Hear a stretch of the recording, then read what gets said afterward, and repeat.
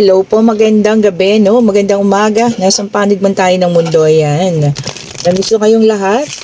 2 days, walang reading due to Christmas. Okay po.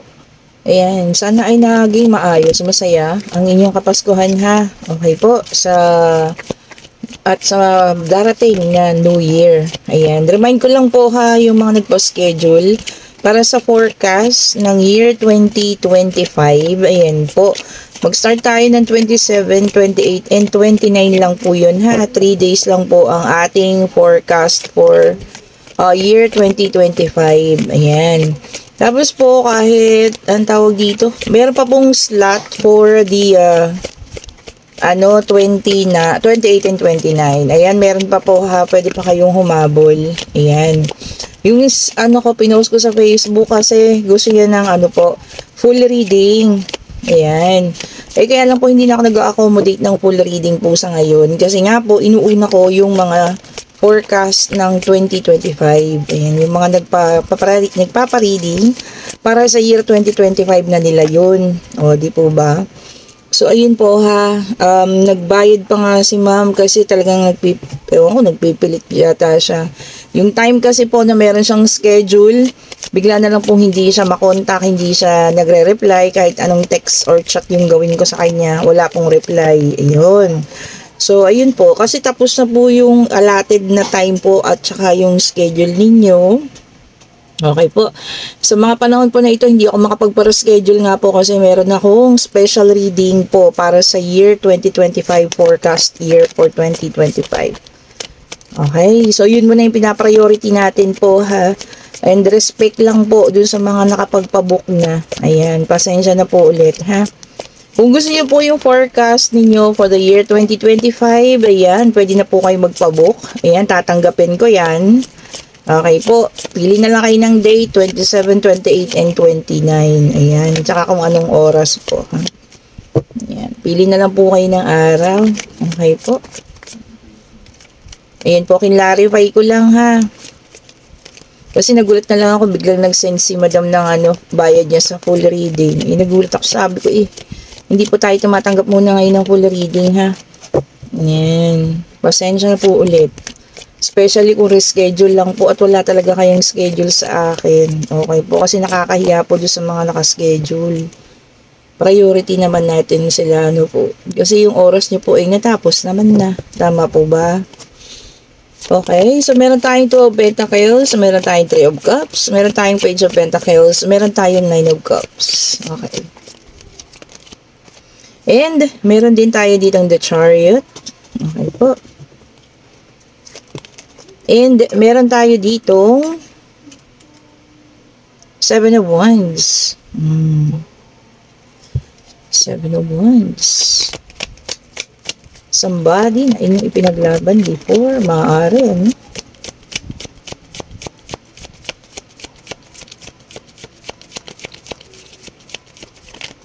natin ang paglabas pa, dalawa pa ang ating kulang. Ayan. Ano ba ang mga handa ninyo? Meron pa ba mga natitira-tira dyan? Hulaan ko spaghetti. Okay po ba? Ayan, ang walang kamatayang spaghetti. And then meron din tayong 7 of Swords. Kahit dito sa bahay, meron pa rin pong spaghetti. Okay po. Talagang spaghetti day kahapon para sa and then meron tayong 2 of Wands. Wow, okay po ha. So ito na ang ating for spread reading. This is a white tarot card. Ayan na. So meron naging biktima ng cheating and deceit. Ayan po ha. And maganda naman kasi pinaglaban niya naman itong taong na ito kaya lang yung tao nga na ito siya mismo na yung tumalikod. Ayan po. Umalis, ayan, the Chariot, kasi pag-alis yan. And ayaw niya na din na, tawag dito, kahit ipaglaban siya or kahit anong gawin itong iniwanan, tuluyan niya pa rin iniwanan. Ayan po. Ngayon, nakatanawang taong ito, dun sa taong iniwanan sa dalawa na landas. Ayan. Landas para sa pagpapatuloy sa buhay o landas para sa ang tawag dito, yung patuloy ka na lang bang malulugmok, ayan, malulungkot, ayan. So feeling ko dito po ha, ang ipinapakita ng ating mga baraha, ayan, is dalawa nga po na daan. Kung makikita nyo ha. And meron din kayo ritong choices, ayan. Meron kayong pili. And dito naman, Three of Cups is something to be joyful. Sabi nga, no? Okay, ayan. So, meron din pagbabalanse kasi nagbabalanse dito. Okay po, kung kayo man yung naging biktima ng cheating and deceit, ayan, totally na iniwan kayo, no? Na kahit na anong ginawa niyang pagmamakaawa, ayan, nagbeg, nag kung ano man, talagang iniwan pa rin kayo. Kasi nga, this is cheating, ibig sabihin may isang involved na babae na sobrang ginusto niya. Okay po. Then, binibigyan na tayo rito ng ating, barahan ng dalawang pagpapasya o landas kung saan ka dapat. Okay?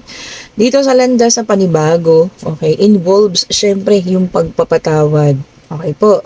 Ngayon, kung ito naman yung isa yung pipiliin mo na dun ka na lang at hindi ka na talaga nag-move on, na hanggang ngayon, puro galit ka pa, talagang pa rin, masama pa yung loob mo, no? Kahit ilang taon nang nakalipas, ayan po, para kasing hindi kayo nakakatapos dun sa isang bagay pag ganun pa rin po yung ginagawa, no? So much better talaga na kung ang pipiliin mo, ito nga yung hinawakan mo na, nag-move on ka na, nagto-totally healing ka na, and kasama rin po ang forgiveness, pagpapatawad. Na kahit siguro, no, not just in time kasi nga Christmas season ngayon, which is timely rin, pero yun talaga yun eh. Once napatawad mo tong tao na ito, and then you totally heal, kita nyo po, mas marami, kagaya nito, maraming parating, yan, blessing yan, okay po, mas marami po ang parating, yan, para po sa iyo. Hindi rin makapasok ang bagong tao sa inyo kung puro galit pa rin yung nasa puso, ha? Okay po. So, this is forgiveness or pagpapatawad po, ha? Which is napaka-timely naman dahil Pasko ngayon. Pagpapatawad nyo sa isang tao na sobrang nakasakit, ayan, sobrang nakagawa ng matinding sakit sa inyo po, ha? Okay, so meron tayo ditong fire sign, Aries, Leo, and Sagittarius. Ayan. Naka-reverse, Three of Wands. Sabi niya dito, maaring mawawalan ng yung ang tawag dito? Pagpaplano. Ayan. O, tapos babalik. Ayan, yun nga, sabi nyo, stuck in the past. Yun nga kasi meron pa rin iba, nakastuck pa din sa nakaraan, Ayaw pang bitawan. Siguro yung galit, yung pain nandoon pa, Which is, siguro mas maganda yung araw na to, Para i-release na yan. Patawarin na, bitawan na po, ha? Okay. And then, meron tayong Wheel of Fortune. Ayan. See, sabi ko sa inyo once you did good, babalik at babalik po sa inyo yan. Life is just a cycle, sabi ng ating Wheel of Fortune. Once you do good to others, it will come back as good karma din. Di po ba? Ganda ng mensahe na yun, Sa ilan, sabi ko nga hindi pa siguro makakaya magpatawad, baka sobrang nakasakit talaga. Or it's too painful, na sinasabi nga nila. So, kung hindi pa kaya, okay lang, Pero, na natin, yung tawag dito, mag-move on na tayo. Huwag na nating stuck yung sarili natin sa nakaraan. Diba? Moving forward, ayan. Sabi ko nga sa inyo, the best revenge is make the best out of yourself. Ano yun? Magpaganda ka. Magpayaman ka. Diba? Maging mas productive ka. Para in time na magkita kayo ulit, wow, siguro magugulat siya, ayan, magsisisi dahil ibang tao ka na sa paningin niya. Di ba po? Ang ganda ng mensahe ng ating ngayon, which is forgiveness. Okay. And then, meron tayo ditong Two of Swords, ayan, which is an air sign, Gemini, Libra, and Aquarius. Okay. So, dalawang fire, isang air. Okay, difficult decision. Mahirap na pagdedesisyon at pagtitimbang daw ng mga options. Oo nga naman. Mahirap po talaga, no? Especially kung mahal mo pa. Pero, kapag ka wala ng response at hindi ka na talaga mahal at meron na pong iba, the best thing niya yun po para bitawan niyo na yung taong yun. Huwag na tayong humopya na maaaring bumalik pa. Especially po kung meron ng iba, ha? Huwag na tayong humopya. Yan. Bitawan na, hayaan na, ibigay na. Okay po. Para po makarating na yung mga bagong biyaya. Ayan, maaaring mga bagong taong parating po sa buhay ninyo. Okay? It could be a big decision. However, mas maganda po yun, ano? Na talagang nakapag-decision ka na, natapos na. And then, meron tayong the moon, which is a water sign. Ayan. So, meron pa rin kasi yung mga iba na bubuhay sa illusion. Okay? Ano ba yung illusion na yun? Illusion na baka sakali magkabalikan pa. Illusion na baka sakali humingi ng tawad. Mga ganyan po, ha? Maybe sa iba, oo. Pero yung iba na talagang wala na, no? Yung sa tingin niyo, especially yung meron na talagang ibang kapalit or talaga ipinagpalit kayo dahil sa iba. Pasensya na ha kung pinagdidiinan natin yun. Kasi kapag talaga meron ng kapalit, kahit anong gawin po ninyong pagmamakaawa, hindi na po yan babalik at babalik, ha? Ano ba yung gusto ninyo? Babalikan kayo kasi naaawa lang sa inyo? Hindi na po love yun, kundi awa na lang. Okay, so meron tayo ditong 9 of Pentacles, which is an earth sign. Ayan, ito ay para sa iba naman. So yung iba nagkakaroon ng insecurity sa ngayon. O ano ba yan? Bakit tayo nai-insecure? I-check po ninyo, ha. Baka naman wala naman talagang dahilan. Iniisip nyo lang yun, ano? Nag-overthink. And then, the Emperor, which is a fire sign. Ayan. Yung iba sa inyo makakaranas ng respeto. Ayan. Maaari magmula sa ibang tao. Okay po. Ayan, iba naman daw magiging practical. Siguro sa lahat na, no? Sa paggasta, sa pagdedesisyon sa buhay. Kumaga, practical na lang tayo ngayon. O, hindi natin kailangan magbongga-bongga na. Oo nga naman. Tama po yun, ha? Practicality at its best, no? And then, meron babas dito, dalawa. Meron tayong 9 of Pentacles, which is an earth sign. Ayan, giving and receiving. O, pagbibigay at pagtanggap. O, nakatanggap na ba ang lahat ng regalo? Or, mas ginusto nyo kayo ay maging mapagbigay. O, diba? Much better. Diba? Mas okay kung magiging mapagbigay tayo, ha? And then, meron tayong death card, which is a water sign. So, anyway, lumabas na lahat, ha? Fire, earth, and water. Wala pang air. Okay, wala pa. And then, meron tayong death card in reverse. So, naka-reverse, oh. Meron lang nagre-resistance to change. Natatakot. Naka-hold pa rin sa nakaraan. Kaya nasa sa inyo na yan. Kung gusto niyo talaga mabuhay sa nakaraan at ayaw talaga mag-move on, wala po. Mas stuck kayo dyan, ha? Yung galit, nakastuck pa rin sa puso ninyo. Naku, wala na. Wala pong pupuntahan kasi ganun at ganun pa rin, ano? So, kung ako sa inyo, ibigay nyo na. Sundin ang pahay ng baraha. Forgiveness po, ha? Pagpapatawad. At ito na naman. And then, meron tayong 5 of Pentacles in reverse, which is an earth sign. Ayan, recovery from loss. O, yung iba daw ha, kung meron mga nawalan dyan, ano, nawalan ng pera, na biktima ng mga kalamidad, ayan ha, makaka-recover na daw po. Siguro may mga taong tutulong, organization, ayan po ha. Okay, so makaka-recover na kung ano man yung nawala sa inyo. And then, meron tayong the Hangman, which is a water sign. Okay po. Sabi niya dito, pause. Huminto pa man sa mandali. No? Especially kung hindi na alam kung ano yung dapat gawin. Huminto lang daw. Surrender lahat. Tama nga naman, ano? Para makapag-isip kung ano talaga yung dapat isipin. And then, meron tayong the devil, which is an earth sign. Ayan. Kasi nga, sobrang attachment. Yung iba makakaramdam ng sobrang attachment, ano? Maaring sa isang bagay, maaring sa isang tao, ayan, hindi na makapag-desisyon, ayan, simula nang iniwan, wala nang decision making, kasi sobrang attachment niya sa taong yun. Bitawan na po, ha? And kaya mo yan, nabuhay ka nga noon ilang taon, mag-isa ka lang, wala ka namang kasamang taong yun, di po ba? Then, meron tayong 6 of Swords. Transition, moving on. Diba? Moving on into a more calmer water. Mas kalmadong buhay. Tama. Okay po.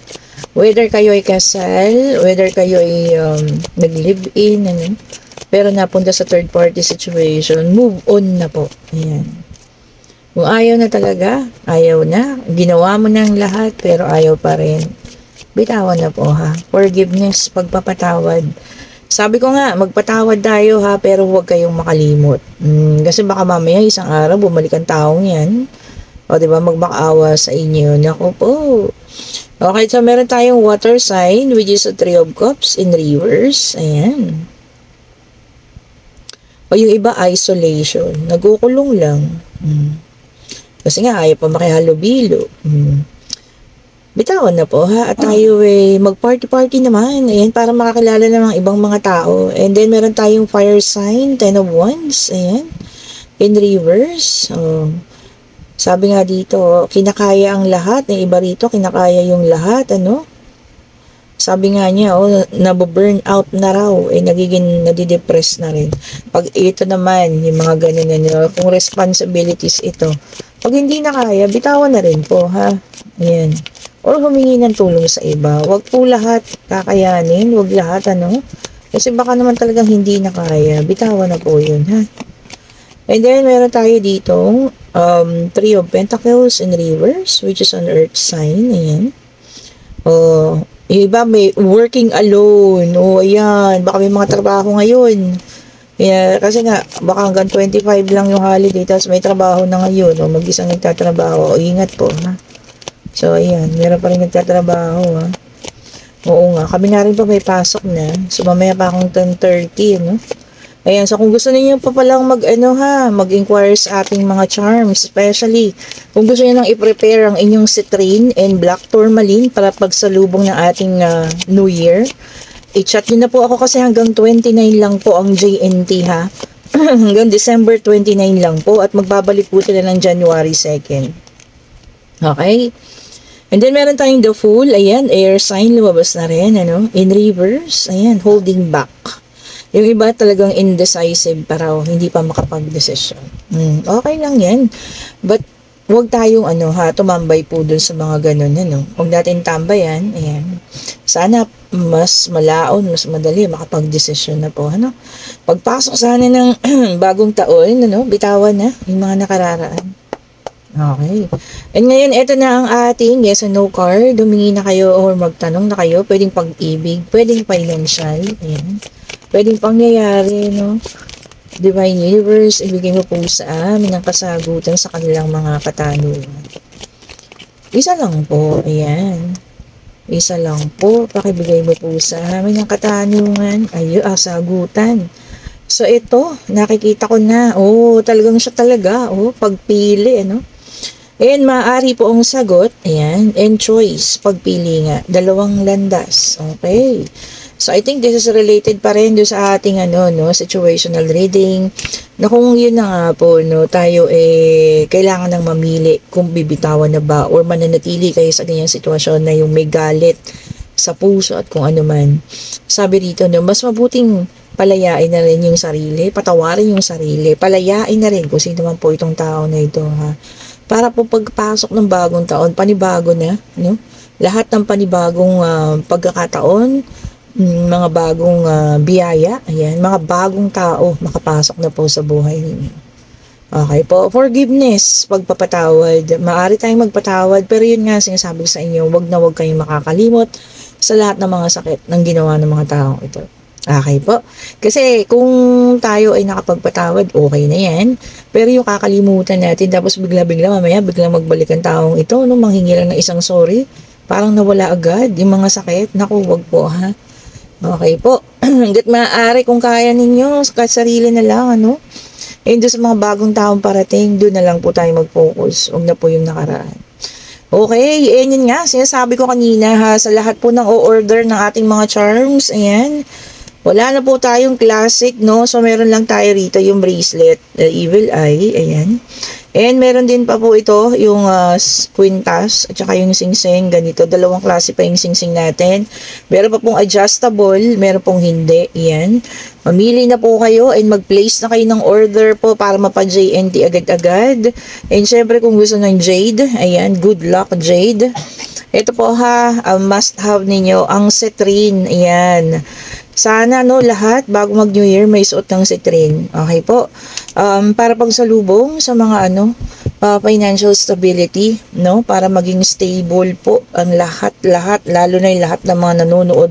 At yun pala, no, salamat at umabot na tayo 7,000 plus subscribers. Ayan, medyo hindi ko nabanggit ng mga nakararaan. Medyo naging busy tayo. Ngayon ko lang napansin po, 7,000 plus na tayo. Yay! Salamat po sa mga bagong subscribers, sa mga nagbabalik sa mga dati na. Okay po, maraming salamat sa inyo, no? Talagang hindi ko akalain sa loob ng ilang buwan. 6 months mahigit, 7. Oh, tignan nyo naman. Talagang umabot na ng 7,000. Okay po. At ito pala yung ating combination. Ayan, kung sino may gusto. Combination of Tiger Eye. Ayan. And syempre, meron din tayo ritong Tiger Eye. Ayan, yun lang. O plain. Ayan, walang combination yan. And of course, etong ating Black Tourmaline nga. Yung sinasabi ko sa inyo, no? Ito kasi yung pinakapayo nila doon sa ating kinukuhanan nga. Sa temple na sana, lahat no may suot na Black Tourmaline bago mag New Year para lahat ng negative energy no ma-reverse na at hindi madala po sa year 2025. Kung gusto niya naman nakasama na pati yung love life din yung umayos, ayan, mag rose quartz kayo, ayan. And of course, syempre isa ka pang recommended ang amethyst para sa inyong good health. Ayan, syempre ang ating Black Rose Tourmaline, ayan, pangtanggal din ng mga omen, pwede rin yan ang isuot niyo for the new year. So, depende na po sa inyo ha, paklik na lang yung link. Ayan po, napakadami pa rin nagtatanong. Andyan po yung link sa comment section. Ako lang po yung makakausap ninyo. Ayan, kasi gusto ko ako nag-aasikaso ng order para wala pong pumapalpak. Ayan. Hopefully po, no, sana makapag-order kayo, sana kahit yung citrine lang for stability, no, financial stability. Kasi sabi ko nga, etong si, natin, nasan ba yung citrine ko? Eto. Ayan, etong si citrine natin, ayan, kita yun naman, wala na siyang dapat patunayan. Dito pa lang, tingnan nyo, nag-glow na siya. Okay po, ayan, oh. Okay, so sana lang, no, citrine sana, and etong Black Tourmaline. Ayan po, mag-inquire lang kayo sa akin. And kung nagugustuhan yung ating reading, pa-like, pa-subscribe, pa-share, and hit the notification bell para lagi po tayong updated sa ating mga videos na nire-release po, ha. Okay po, thank you so much for watching. Ayan, have a great day. Ayan po, today is Thursday. Ayan, mag-sleep. Ayan, baka may pasok na kayo bukas. Salamat po sa inyong panonood. Bye-bye po.